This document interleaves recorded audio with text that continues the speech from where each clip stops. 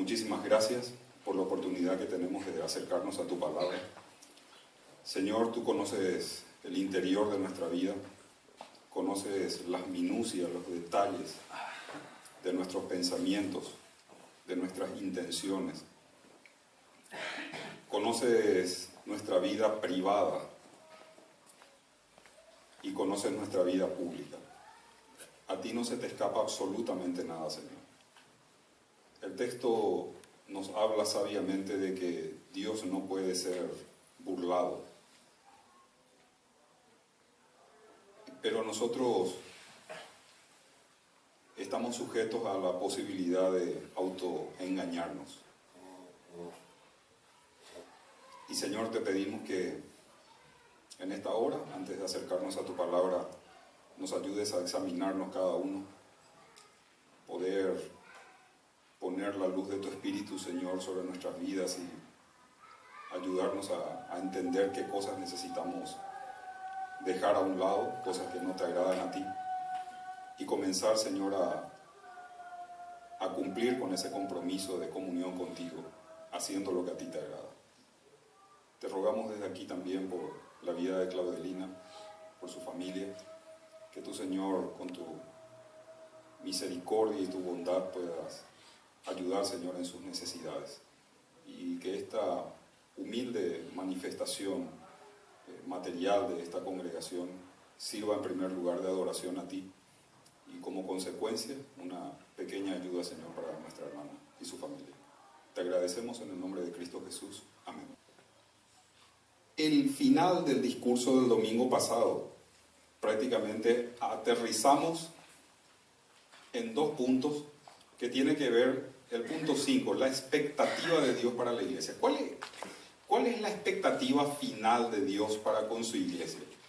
Y la expectativa final de Dios para con su iglesia es que seamos testigos en este mundo que se opone a sus ideales, a los ideales de Dios.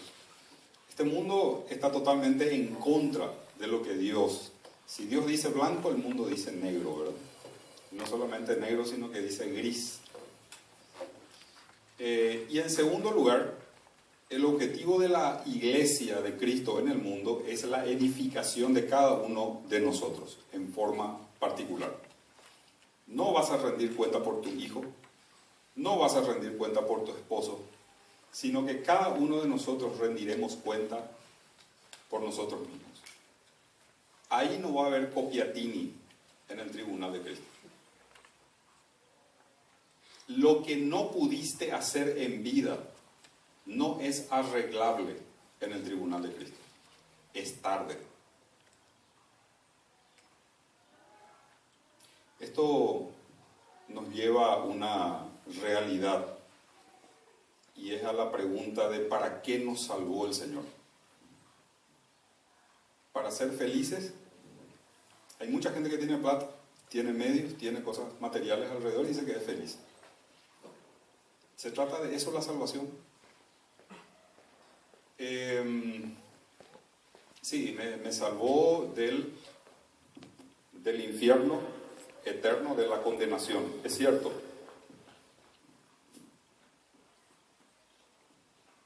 Pero algunos dirán, sí, eso es el más allá, y el más acá, y el más acá. Y los que objetan eso tendrán sus razones y los que no también tendrán seguramente sus razones. Pero hay un objetivo principal del por qué y para qué nos salvó el Señor. Dios tuvo un objetivo con la creación angelical. Antes que sean creados el universo, el cosmos, cuando el primer ser angélico fue creado, hubo un propósito de parte de Dios. ¿Cuál era el objetivo? ¿Por qué Dios creó al primer ángel? ¿Para qué? Servicio. Servicio. En el servicio está incluida la adoración. Si yo hago un buen servicio, entonces estoy adorando como corresponde a Dios. Es más, El término hebreo adoración implica también trabajo.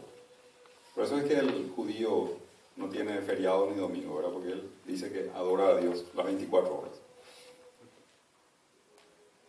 Trabajando, haciendo bien las cosas, aunque no siempre hacen todo muy bien, ¿verdad? Primera de Tesalonicenses capítulo 1, versículo 9.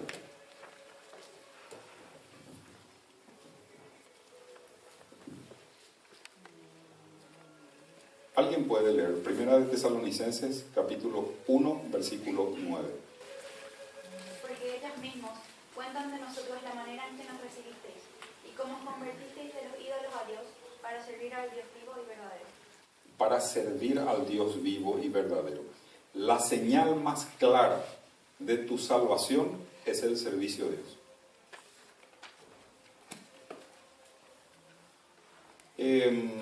Si estudiamos el tema de los dones espirituales, como para informarnos, como en una guía, esta es la lista de los dones. Lo que pasa es que hay dones vigentes y no vigentes. Entrar a teologizar demasiado el tema de los dones, para mí es una cuestión estéril, absoluta esterilidad, no tiene sentido. Entonces competimos entre nosotros a ver quién tiene más información sobre los dones. ¿Nos sirve de algo eso? ¿Te sirve de algo eso? A mí no me sirve de nada. Es un conocimiento innecesario. Allí es cuando el conocimiento envanece. Pero cuando tu conocimiento de los dones te constriñe, la palabra constreñir significa que te toma de la ropa y te levanta contra la pared y te aprieta contra la pared, te obliga a sentirte quebrantado, entonces ese conocimiento que tenés de los dones es positivo.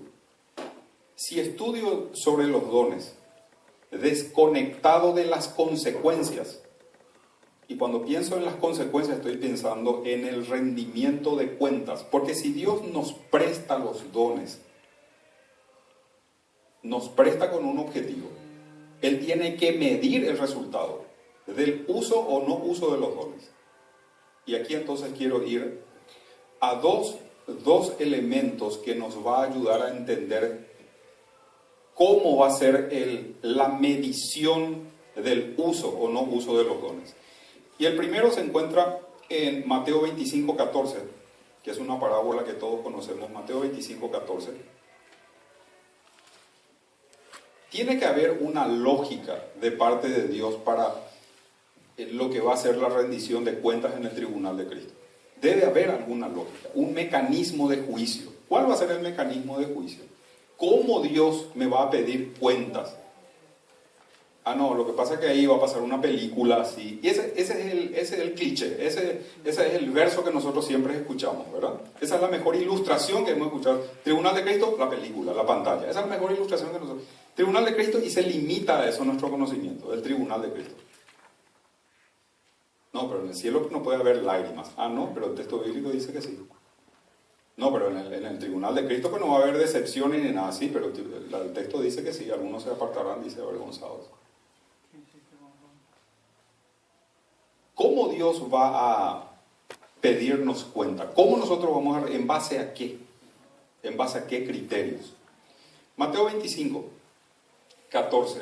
Porque el reino de los cielos es como un hombre que yéndose lejos, llamó a sus siervos y les entregó sus bienes. No es los bienes de los siervos, porque los esclavos no tienen bienes. Los bienes del Señor. A uno dio 5 talentos, a otro 2, a otro 1, a cada uno conforme a su capacidad.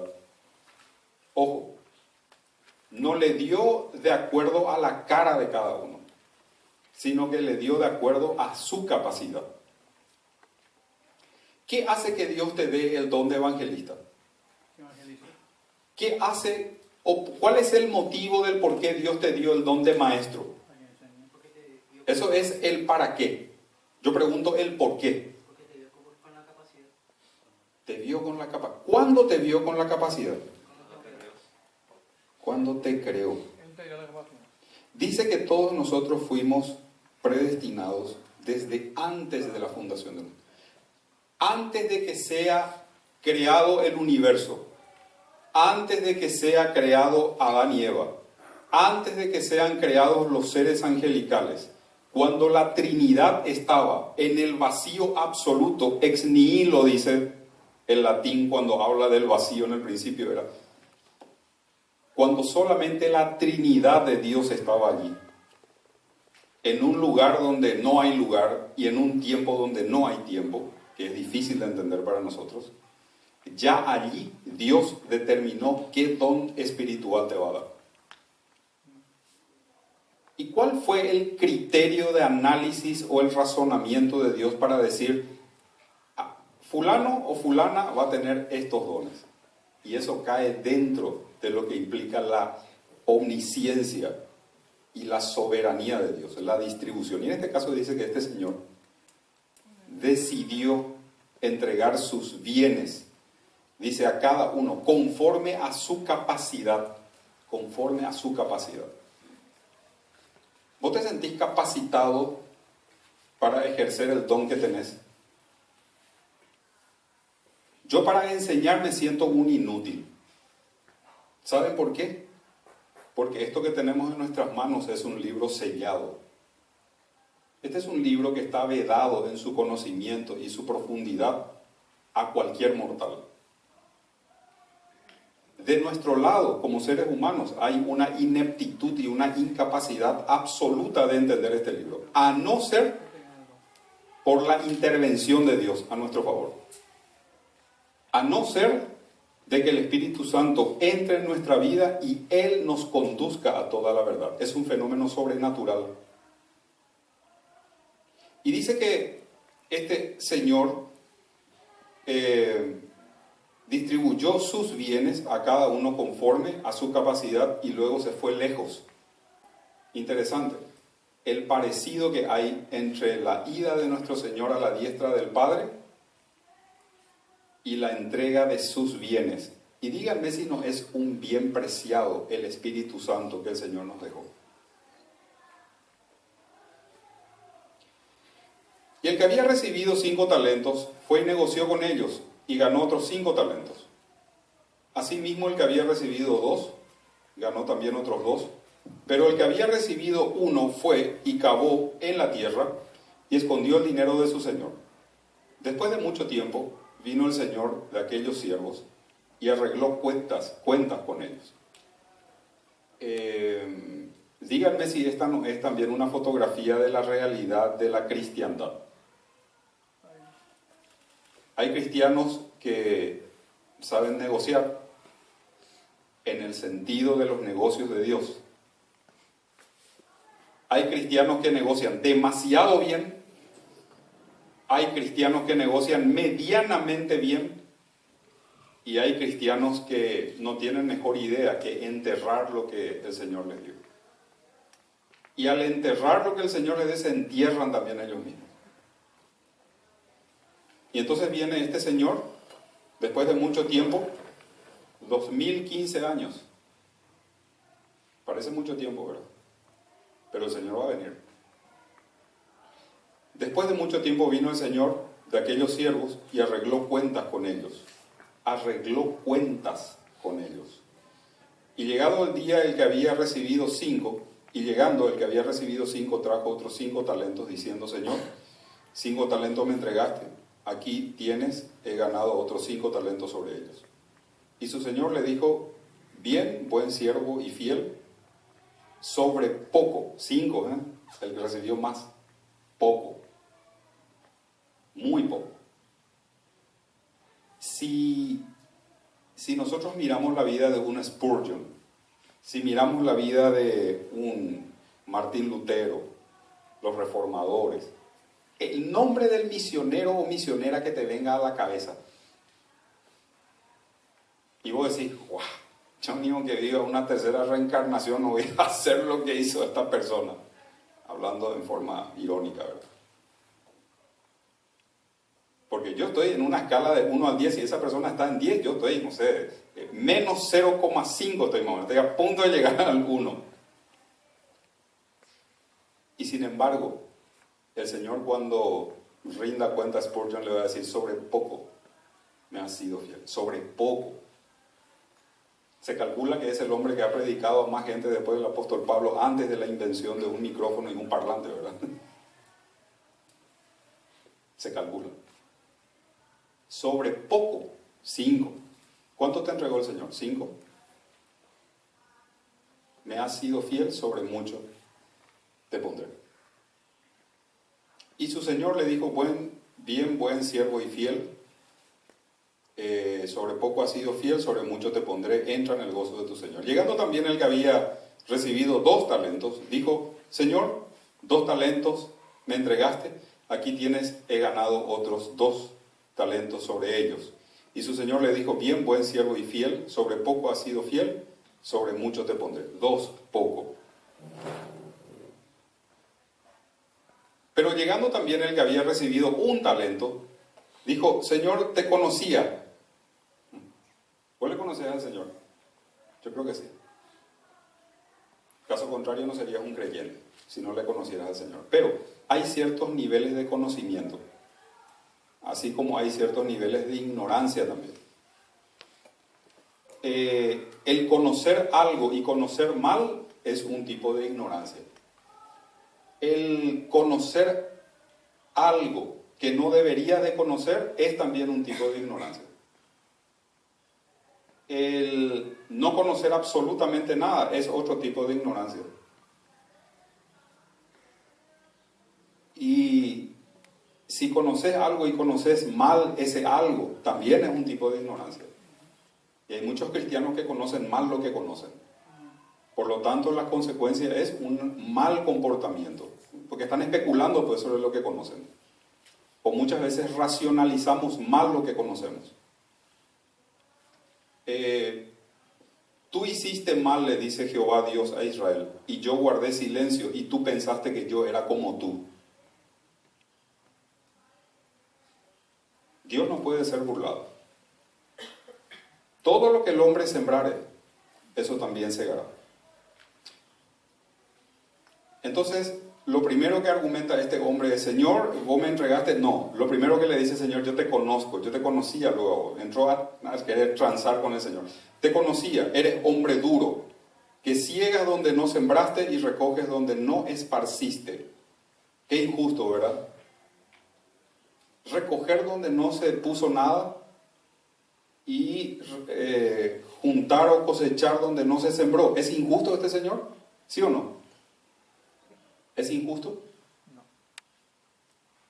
Porque le dio para trabajar ese tiempo. El Señor les repartió a cada uno de acuerdo a su capacidad.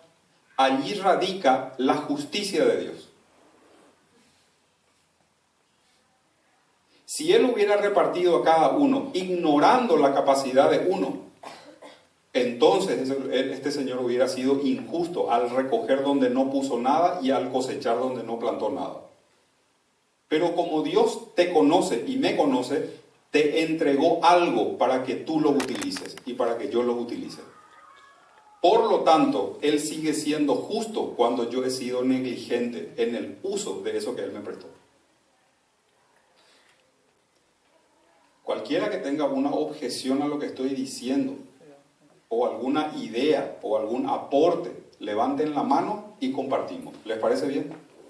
Hecho. Dice, respondiendo su Señor le dijo, siervo malo y negligente, ¿sabías que ciego donde no sembré y que recojo donde no esparcí? Por tanto, debías haber dado mi dinero a los banqueros, y al venir yo hubiera recibido lo que es mío con los intereses. Quitadle pues el talento y dadle al que tiene 10 talentos, porque al que tiene le será dado y tendrá más, y al que no tiene, aún lo que tiene le será quitado. Si estudiamos el tema de los dones desconectados de este tipo de realidades, yo creo que vamos a ser muy injustos con la palabra del Señor.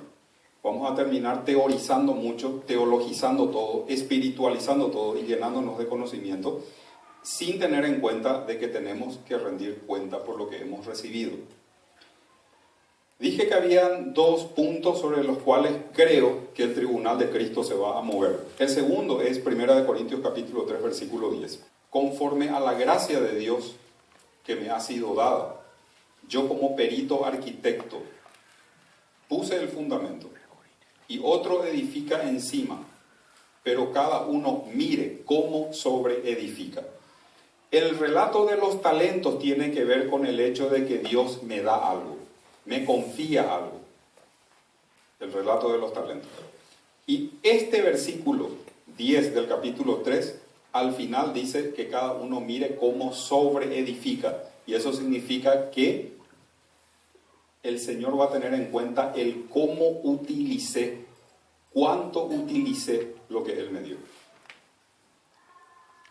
Vos sabés que cuando estuve mirando esto, dije, Dios confía en mí. Dios confía en vos. Porque confía en vos es que te entrega algo para que lo utilices.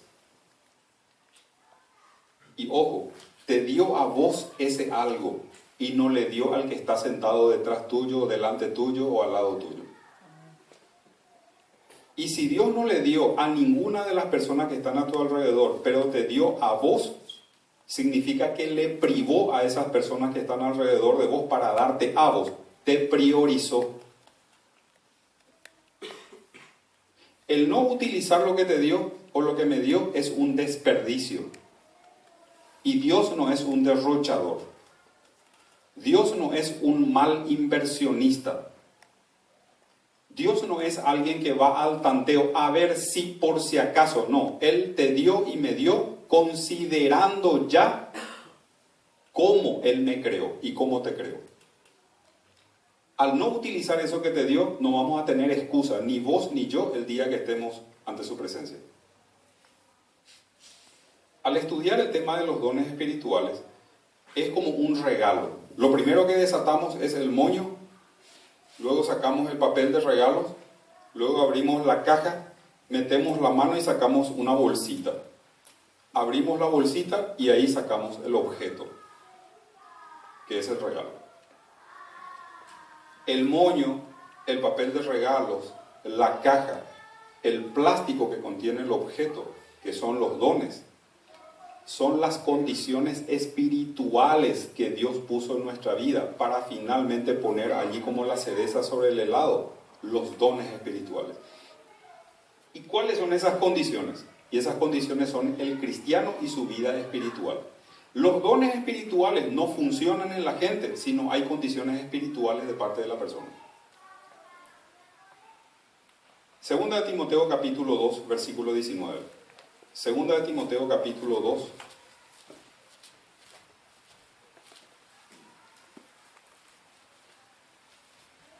Versículo 19. Pero el fundamento de Dios está firme, teniendo este sello. Conoce el Señor a los que son suyos. Y apártese de iniquidad todo aquel que invoca el nombre del Señor. Pero en una casa grande no solamente hay utensilios de oro y de plata, sino también de madera y de barro. Y unos son para usos honrosos y otros para usos viles. En una casa, la iglesia es la casa de Dios, hay utensilios. Todos los utensilios que están en la casa de Dios no son desechables, primero. Nosotros nomás que en la era del plástico es que tenemos todo desechable, ¿verdad? Un sociólogo, Zygmunt Bauman, en su libro Sociedad Sitiada, decía que la sociedad está hecha de plástico últimamente. Seres humanos desechables, seres humanos siliconados y siliconadas. Nuestras prácticas son de plástico. Son semitransparentes, no son consistentes, son maneables, son cambiables. Pero en la casa de Dios hay utensilios que son utilizados, y dice, pero en una casa grande no solamente hay utensilios de oro y de plata, sino también de madera y de barro, y unos son para usos honrosos y otros para usos viles. Así que, si alguno se limpia de estas cosas, será instrumento para honra, santificado, útil al Señor y dispuesto para toda buena obra. ¿Sabe por qué no hay buenas obras entre los creyentes? Es un problema eso. No es porque no hay condiciones, no hay tiempo, no tengo tiempo. No es que no haya tiempo. No hay condiciones espirituales para dedicarse a las cosas del Señor. Huye también de las pasiones juveniles y sigue la justicia, la fe, el amor y la paz con lo de corazón limpio y invocan al Señor. Pero desecha las cuestiones necias e insensatas, sabiendo que engendran contiendas. Porque el siervo del Señor no debe ser contencioso, sino amable para con todos, apto para enseñar, sufrido, que con mansedumbre corrija a los que se oponen, por si quizá Dios les conceda que se arrepientan para conocer la verdad y escapen del lazo del diablo en que están cautivos a voluntad de él. Primero, utensilios de Dios. Tiene que haber condiciones espirituales, así como tiene que haber condiciones ambientales para que puedan crecer ciertas plantas, y no nos olvidemos que somos labranza de Dios. Entonces tiene que haber condiciones espirituales para que los dones espirituales puedan funcionar. Segundo, condición espiritual. Primera de Corintios capítulo 3, versículo 1 al 3. De manera que yo, hermanos, no pude hablaros como a espirituales, sino como a carnales, como a niños en Cristo.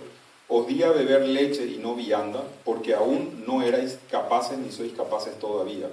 Porque aún sois carnales, pues habiendo entre vosotros celos, contiendas y disensiones, no sois carnales y andáis como hombres.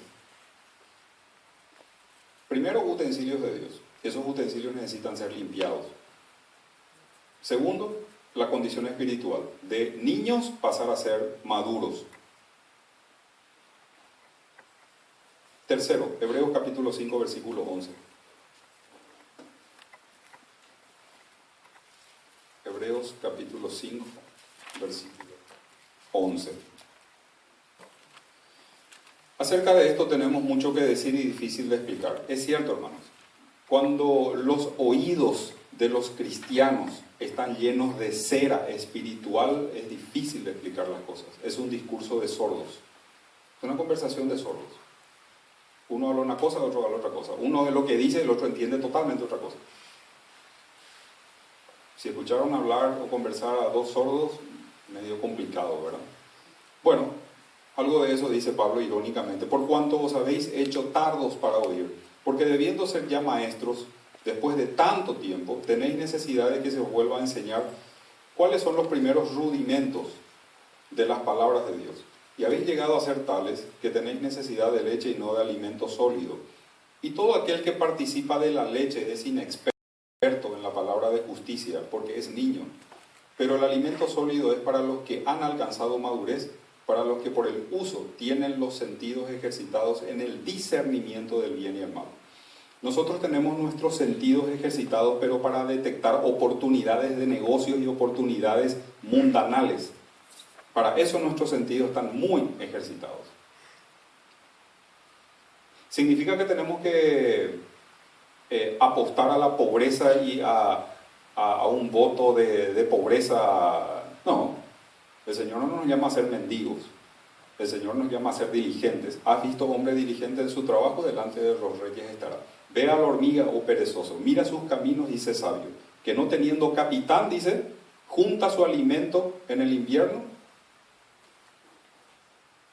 El perezoso dice, no salgo a la calle porque un oso me espera allí, dice.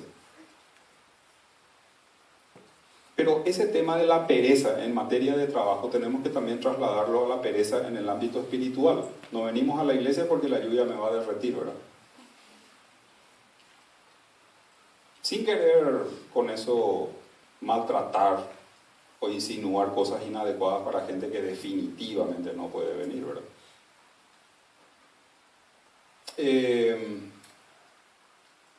Yo me pregunto, ¿por qué Dios querría darnos mayores privilegios y responsabilidades si sabe que no estamos dispuestos a poner en práctica aquellas cosas básicas que nos ha dado y no estamos dispuestos a cumplir? ¿Por qué? ¿Por qué Dios tendría que darme mayores responsabilidades ministeriales, mayor conocimiento bíblico, mayor testimonio para conducir a los pies de Cristo a las multitudes o de edificar a mis hermanos, cuando que lo que tengo, esos 2 talentos, ese un talento, no lo estoy sabiendo utilizar. Entonces el Señor no es un mal inversionista. Quinto, 1 Corintios capítulo 12, versículo 13. 1 Corintios capítulo 12, versículo 13. Porque por un solo espíritu fuimos todos bautizados en un cuerpo, sean judíos o griegos, sean esclavos o libres, y a todos nos dio a beber un mismo espíritu. No tenemos que perder de vista, cuando hablamos de los dones, que a través del Espíritu Santo nosotros fuimos incorporados en la iglesia, por lo tanto es un fenómeno sobrenatural. Hablar de los dones espirituales es hablar de un fenómeno sobrenatural, no es un fenómeno natural. Hechos capítulo 12 menciona que serán revestidos, recibirán poder, dice, cuando venga el Espíritu Santo sobre ustedes. Ese es un hecho único en la historia, es irrepetible. ¿Y dónde se manifestó el poder? En hablar en diferentes idiomas, milagros, portentos, señales, todo ese es poder. Pero después, a lo largo del libro de Hechos de los Apóstoles, no se vuelve a repetir que recibirán poder. No, no se menciona, curiosamente. Después lo que se habla es de ser llenos del Espíritu Santo. Después lo que se habla es que recibirán el Espíritu Santo, pero ya no se habla que recibirán poder. Ese fue un hecho irrepetible en Hechos, en Pentecostés, porque sirvió para un propósito definido. Pero quiere decir entonces que después ya no recibimos poder. Efesios capítulo 1, versículo 19. El apóstol Pablo allí nos cuenta cuál es su lista de motivos de oración para la iglesia de Éfeso. Y estaba orando el apóstol Pablo para que los efesios, después de tantos años ya en la vida cristiana, puedan entender cuál es el propósito que Dios tiene para sus vidas. Y en el versículo 19 les dice: quiero que también Dios les alumbre los ojos de vuestro entendimiento, para que sepáis cuál es la esperanza a que Él os ha llamado y cuáles las riquezas de la gloria de su herencia en los santos. Es posible que estemos sentados aquí, que tengamos unos cuantos años de cristianos y nosotros no tengamos la más pálida idea de qué es lo que el Señor quiere que yo haga en su obra. Es muy posible. Y entonces en el versículo 19 dice: y quiero también, Señor, por favor, que les alumbres el entendimiento para que sepan cuál es la supereminente. La palabra supereminente es la palabra dunamis, de donde viene la palabra dinámico, de donde viene la palabra dínamo, de donde viene la palabra dinamita. Un cristiano comprometido con las cosas del Señor, un cristiano espiritual, es un cristiano explosivo, pero no para destrucción de sus semejantes,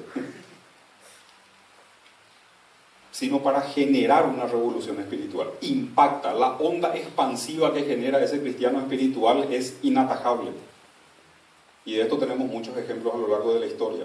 Entonces, Señor, yo te pido que por favor le permitas a los efesios, a los cristianos de la iglesia del centro también, que puedan entender cuál es tu dunamis espiritual. Pero no solamente tu dunamis, sino también que pueda permitirles entender cuál es tu grandeza. Y ahí hay una segunda palabra, energía, de donde viene la palabra energía. Y entonces quiero que, Señor, por favor, los cristianos de la iglesia del centro sean la represa de Itaipú binacional, que sean eléctricos en tu obra. Que cuando se pare aquí el anciano y predique su palabra y se le note muy eléctrico, entonces la gente diga: qué eléctrico que está hoy Pedro, vamos a ver si el próximo domingo sigue eléctrico como hoy también. Y no, que también la congregación sea eléctrica. Energía. Y no solamente que sea dinámica, que no solamente sea energética, sino que también, Señor, por favor, que puedan entender esa energía de tu poder. Y la palabra es kratos. Ahí en Efesios, el capítulo 5, donde habla, dice: no tenemos lucha contra sangre ni carne, sino contra principados, contra huestes espirituales en las regiones celestes, gobernadores. Y la palabra gobernador es cosmos krator. Cosmos es toda la creación y kratos es gobernante. El cristiano es un gobernador. ¿En qué sentido? En el sentido de que cuando hablas con tu vecino y le decís: vos sabés que Dios puede transformar tu vida y puede transformar tu familia y te puede hacer una persona totalmente diferente. Si llevaste una vida así, Dios te puede convertir en una persona asá. Te convertís en un gobernador. ¿Qué es un estadista? Un estadista es quien mira el pasado, observa su presente y puede plantear un escenario futuro que nadie más a lo mejor lo vio. Ese es un estadista. El cristiano es un estadista real, espiritual. Y no solamente, Señor, quiero que sepan cuál es tu supereminente dunamis, no solamente quiero que sepan cuál es tu grandeza, energía, no solamente que sepan cuál es tu kratos que está dentro de ellos, que es el ser gobernadores, sino también para con nosotros los que creemos según la operación del poder de su fuerza. Ishus es la otra palabra. Y las 4 palabras, dunamis, energía, kratos e ishus, son 4 palabras para poder del griego. Y las 4 palabras que se utilizan para poder en el griego, Pablo lo incorpora en un solo versículo bíblico, para decirnos con esto que lo que sucedió en Pentecostés no va a suceder otra vez, o no es necesario que suceda otra vez como sucedió en Pentecostés, porque eso tuvo su propósito para ese momento histórico. Pero hoy, año 2015, estos 4 niveles de poder están a tu alcance para que lo puedas utilizar. Para cerrar este discurso, se insiste en la palabra de Dios para que funcionemos bien como cristianos, hacer 2 cosas: ser llenos del Espíritu Santo, y segundo es andar en el Espíritu. Vos sabés que la palabra andar significa entrar en la fila, era un término militar. La tropa se enfilaba cuando dice Pablo andar. Y Pablo conocía muy bien de esto porque se crió en Tarso, ¿verdad?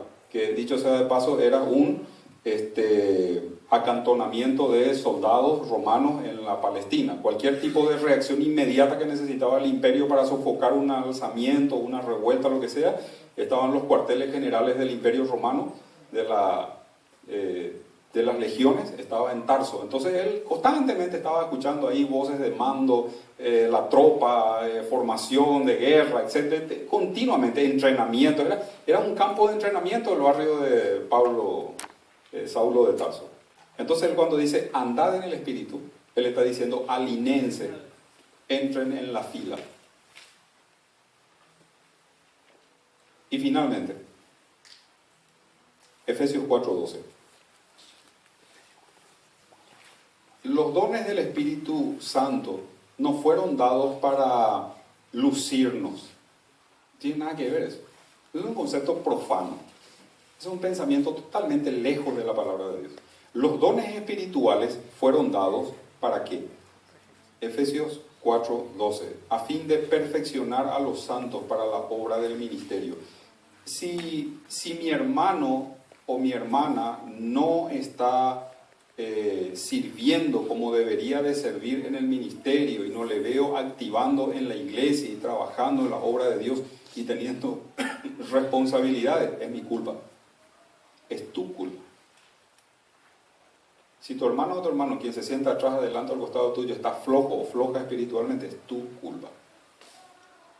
Aparte de ser culpa de la misma persona, porque así funciona el tema de los dones. Dice que sirve para perfeccionar a los santos, para la obra del ministerio. La palabra perfeccionar significa amoblar bien. De ahí viene el término perfeccionamiento, amoblar. Y si vemos que hay cosas que no están en su lugar, o que deberían estar en su lugar, entonces los dones espirituales sirven para esto. Damas y caballeros, los dones espirituales son espirituales y funcionan con gente espiritual. Los dones espirituales, para que funcionen, necesitan condiciones ambientales espirituales. Pero si nos quedamos solamente con esto y no vemos que vamos a rendir cuenta delante del Señor, entonces parece que esto no tiene mucha trascendencia. Es simple información. simplemente cumplir con un ritual. Oremos. Padre nuestro, te damos gracias en esta mañana. Gracias porque hemos podido aproximarnos apenas raspando la pintura de la pared de este tema. Te damos gracias porque tu Espíritu Santo nos guía, Señor, a toda la verdad. Gracias porque esto representa y es un verdadero quebranto para nuestras vidas. Porque nos has confiado bienes celestiales, bienes espirituales, y tú esperas que nosotros podamos reaccionar positivamente ante esa recepción. Señor, te ruego por cada uno de mis hermanos y hermanas aquí en la iglesia, por quienes no han podido venir también, Señor, que tú los guardes, los cuides y principalmente nos quebrantes para poner en práctica esto que estamos estudiando acerca de los dones. En el nombre precioso de Cristo Jesús, amén y amén.